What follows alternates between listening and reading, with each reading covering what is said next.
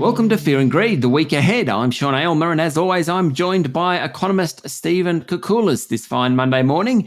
You'll find him at thekouk.com, THEKOUK.com, and on Twitter using the handle thekouk. Stephen, it's pretty much the end of the holiday season, isn't it? Are you prepared for a big year?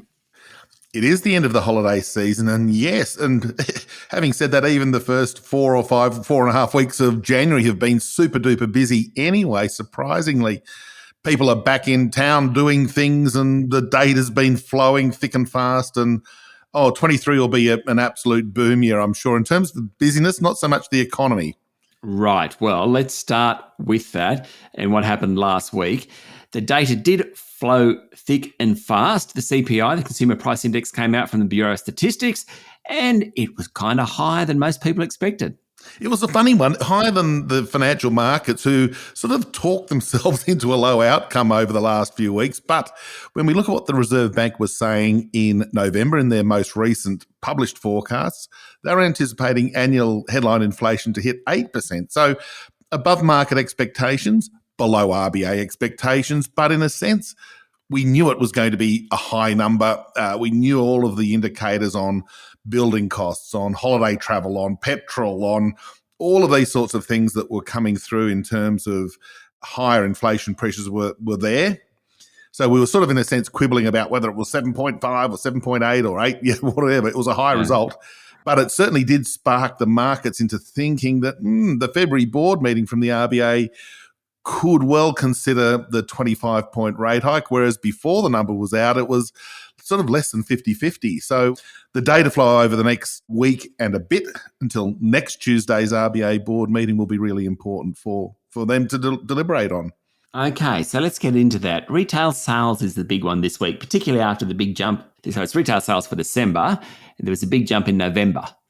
Indeed, there was the big jump in November was linked to the Black Friday sales at the end of the calendar month. And from what we can work out, and again, the banks do a terrific job looking at their own internal transactions data, the credit card data, and these sorts of things.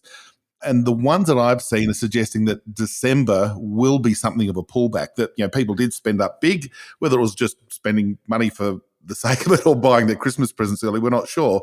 But December, even though the retailers are reporting a generally good Christmas sales period, for the ABS and the retail sales data, we're looking for a small fall, maybe about a 0.3 or 0.4 decline after a 1.4% rise, sort of just signaling that retail spending is okay, certainly slower than it was at the start of 2022, but not crashing and not free-falling. So we'll just see the extent of that pullback.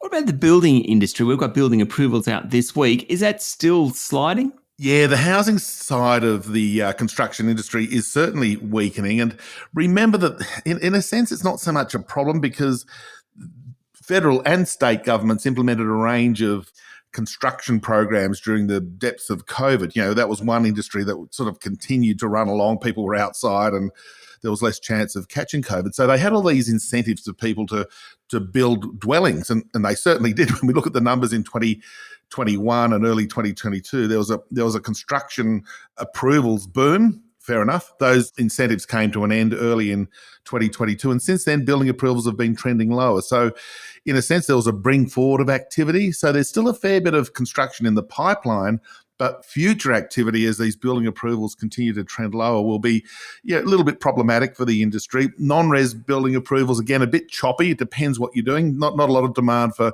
office space in CBD areas or big shopping centres, but things like warehouses and those sorts of things are certainly getting a bit of a wriggle along.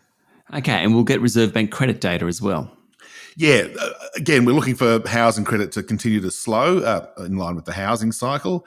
Business credit probably ticking along. So an interesting one, not the be-all and end-all, but we do know the RBA look at it, and if they look at it, I look at it too. And we'll probably see just a moderate increase in credit growth. And Stephen, we have to talk house prices as well because, of course, it's the end of the month this week. So CoreLogic will come out with his house price index.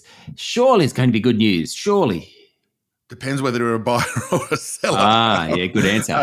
But the prices will be down. We know from the high frequency publication of daily data, heaven forbid, that the prices nationwide will be down, look, around about 1%, plus or minus a tenth or two. Sydney, Brisbane leading the way. Melbourne, the rate of decline's moderated a bit, and Perth and Adelaide, which had been remarkably resilient up until literally a month ago, will probably show small falls. So the housing market's starting to trend lower, although having said that, if we look at the within-month data, don't mean to be too boring here, but there is just tentative evidence that the rate of decline is starting to moderate. So down 1% or thereabouts in the month. We really want to see the February data to see whether we're getting some sort of buyer demand coming back into the housing side. Stephen, have a great week. Thank you, Sean. You too. That was economist Stephen Koukoulas, better known as The Kook. You can find him at thekook.com and follow him on Twitter using the handle The Kook. I'm Sean Aylmer, and this is Fear and Greed, the week ahead.